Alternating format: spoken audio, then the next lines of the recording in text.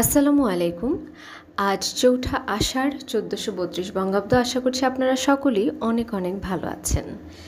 English ভোকাবুলারির নতুন ৫টি শব্দ আজ আমরা জানব।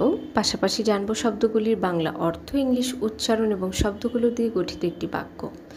সন্ত্রাসী, গুন্ডা, অপরাধী, যুবক বোঝাতে আমরা ইংলিশে ব্যবহার করতে পারি হুডলাম এই শব্দটি। এটি একটি নাউন, স্পেলিং HOODLUM, হুডলাম। অনিয়মিত, বিরতিতে বা থেকে থেকে ঘটে বা করা হয় এমন কিছু বোঝাতে আমরা ইংলিশে ব্যবহার করতে পারি স্প্যাসমোডিক এই শব্দটি।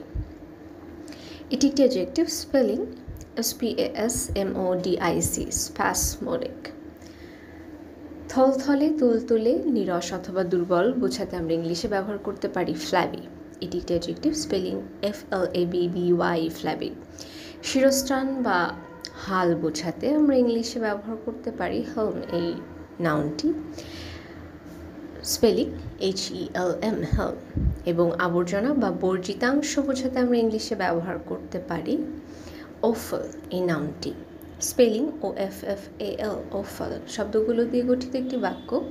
The hoodlum took the helm of the gang with spasmodic bursts of rage, his flabby arms trembling as he barked orders over piles of rotting offal in the alley.